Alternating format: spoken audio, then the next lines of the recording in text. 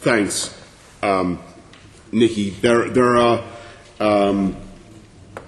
you say 170,000 that have planning permission that are stalled. Actually, the barriers to housing delivery report that the GLA commissioned, I think, suggests that there are 210,000 residential units across the capital which have planning consent and which haven't been started. And your real question is there any more that we could do to allow these developers to escape, or potential builders to escape their obligations to build more affordable housing under 106 in order to let the thing actually go ahead? I think. Well, actually, no. My question says, is it going to make it easier now that the government is allowing renegotiations of these requirements so that they can be made unblocked, really? There are 2 points. Obviously, we in the GLA, and I think we secured this as part of the legislation.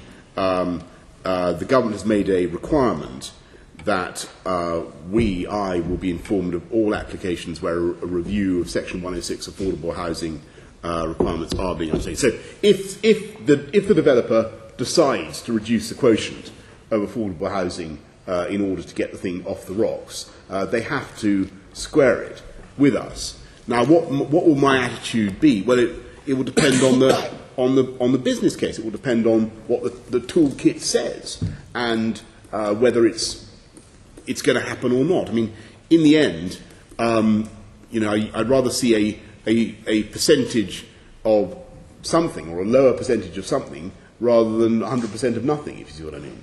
Yeah. No, I understand that. But you, on the whole, you agree. I mean, I gave you a written question in March, and you said that you thought it would ensure that stalled schemes move forward. And in this report you mentioned, and you're quite right, it is around 11,000 stalled schemes, so it's larger than we thought.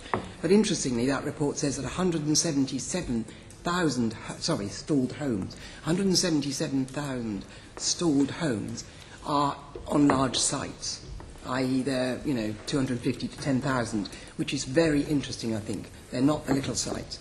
Anyway, your sorry, Nicky. What you say that's interesting? What's your thought there? A lot of these homes are on large sites, which we'll come to in a minute. But you, in that report you mentioned, which was done a few months ago, it doesn't identify affordable housing requirements, or Section 106, as being a barrier.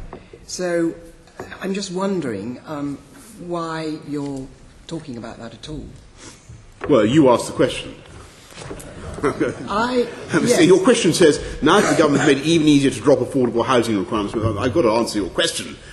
You can't blame me for trying to answer your question. Exactly, yes, but you're talking about it ensuring that schemes, you're talking about it ensuring that schemes move forward. And I want to suggest to you that affordable housing isn't actually the problem. Just hear this from one of those very major housing developers and on one of those large schemes, and this is what they say.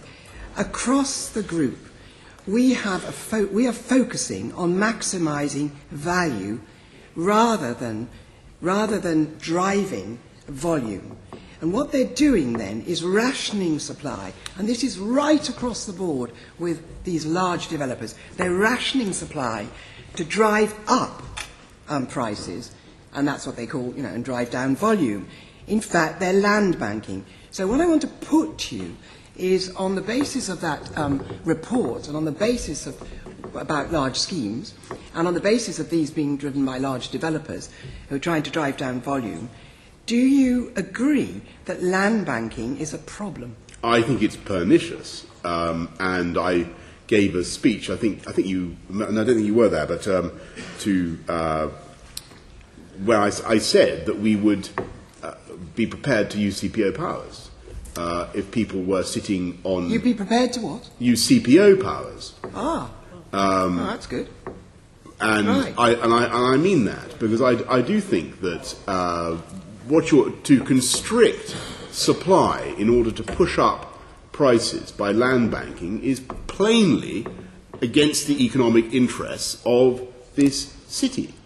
And we need to be absolutely clear that that is not going on. Well, where it is demonstrably, I know you love it. The more tyrannical I am, the more you love it. But I do mean it, because I think it is a problem. Yeah, I'm very, very glad to hear that. Now, the point I've tried to make is that the majority of these homes, 177,000, are on large schemes, large land developers, land banking.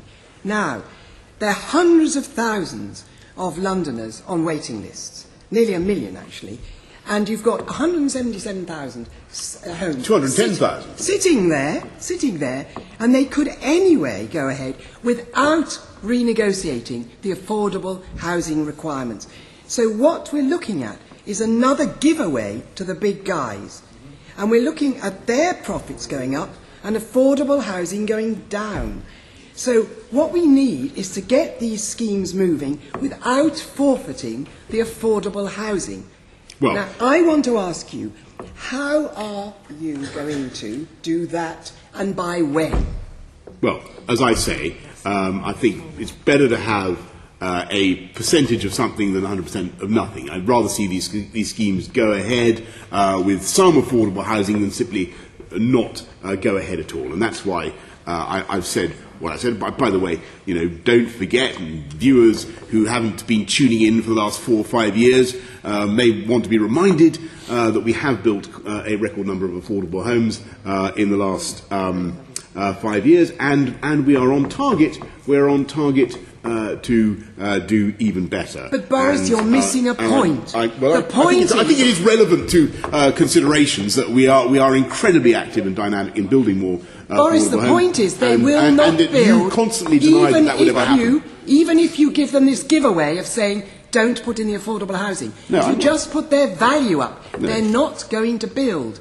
You're going to have to do naming and shaming, CPOing, lobbying the government, but you're changing your own planning rules. You've got to do something. 177,000 homes, large developers sitting there, and they could be used.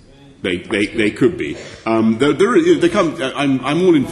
all in favour of using the CPO powers. I've said that. There comes a in the end, we have to respect property rights in this country. To a certain degree, we don't live in a Stalinist system, Nicky. Much though you may wish we did. Private property is what it is. I can't simply take it off people willy nilly. This isn't Zimbabwe or whatever.